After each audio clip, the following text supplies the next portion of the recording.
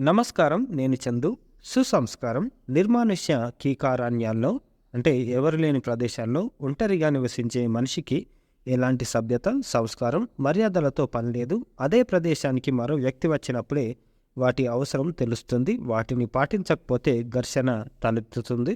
ప్రవర్తన, సంభాషణ ఎదుటివారి మనసుల్లో ప్రగాఢ ముద్ర వేస్తాయి. మన ఆహార్యం, సంప్రదాయం, ఆహారపు అలవాట్లు, ఆతిథ్యం, సంస్కృతి, అతిథి మర్యాదలు, సంస్కారం ఇవన్నీ ఎదుటివారికి మన సభ్యతను తెలియజేస్తాయి. సంఘజీవులుగా సమాజంలో సాటి మనుషులతో ఎలా మెలగాలో అలవర్చుకోవాలి. అలా లేనప్పుడు అధికంగా నష్టపోయేది మనమే. నేడు సాంకేతికంగా ఎంతో అభివృద్ధి చెందిన సమాజంలో జీవిస్తున్నాం.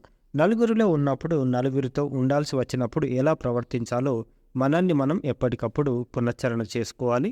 మాటల్లోనూ చేతల్లోనూ నీడలా వెన్నంటి ఉండేదే మన సంస్కారం.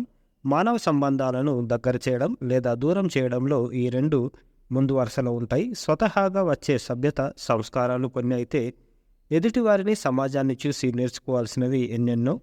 ఎవరైనా మనలో లోపాలని చెప్పినప్పుడు వాటిని మార్చుకునే ప్రయత్నం చేయాలి. సభ్యత, సంస్కారాలకు దూరం చేసే దుర్లక్షణాలే మనిషిని అశాంతికి గురి చేస్తాయని సనాతన ధర్మమే కాదు, ఎందరో సద్గురువులు కూడా బోధించారు. రమణ మహర్షి దర్శనానంతరం నారాయణ గురు ఎంతో ఆత్మానుభూతికి లోనయ్యారు. ఆ స్ఫూర్తితో నివృత్తి పంచ పం పంచకం రచించారు.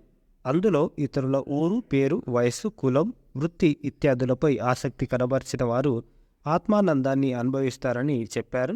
చాలామంది పరిచయం ఉన్నవారితోనే సభ్యతగా, మర్యాదగా ప్రవర్తిస్తుంటారు, వ్యవహరిస్తుంటారు. ఇది సంస్కార లక్షణం కాదు. ప్రతి వారితోనూ సంస్కారవంతంగా మెలగాలి. ముఖ పరిచయం లేని వ్యక్తుల ముందు అనుకోగా మసులుకోవాలి. అందరితో అన్ని చోట్ల సౌమ్యంగా వ్యవహరించాలి.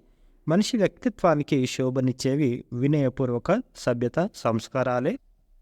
పెద్దలు కనిపిస్తే నమస్కరించడం, నమస్కారానికి ప్రతి నమస్కారం చేయడం, తల్లిదండ్రుల పట్ల బాధ్యత కలిగి ఉండడం, సాటివారితో స్నేహపూర్వకంగా మసులుకోవడం, అవసర సమయాల్లో తోటివారికి సహాయపడడం, పుట్టిన నేలను, దేశాన్ని మరవకుండా ఉండడం ఇవన్నీ బాల్యం నుంచే తల్లిదండ్రులు, గురువులు పిల్లలకు నేర్పాల్సిన సంస్కారాలు.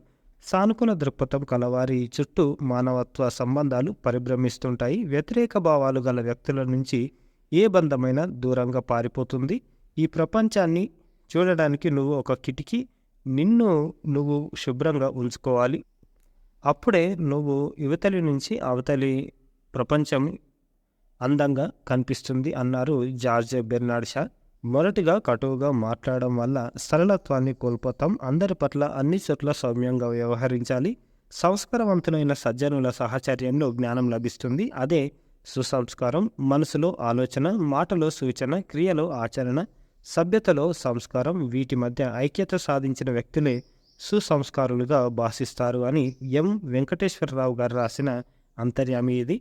మంచి మర్యాదలతో ఉంటే మనకు ఊరంతా చుట్టాలి అని మనకు ఒక సామెత ఉంది. కాబట్టి మర్యాద, ప్రవర్తన ఇవన్నీ మంచి లక్షణాలు. క్రమశిక్షణ గల జీవితం ఎప్పటికైనా మంచిగా ఉంటుంది అన్నమాట. ఇది ఇంకోటి, నోరు మంచిదైతే ఊరు మంచిదవుతుంది, మంచిగా ఉంటుంది అనేది కూడా ఒక సామెత ఉంది. మన నోరు మంచిగా ఉంటే మనకు ఊరలందరూ చుట్టాలి అన్నట్టు ఇది. ఇది ఈరోజుకు సంబంధించిన ప్రేరణలో భాగంగా అంతర్యామి. లైక్ చేయండి, షేర్ చేయండి, సబ్స్క్రైబ్ చేయండి. Thank you. ధన్యవాదాలు.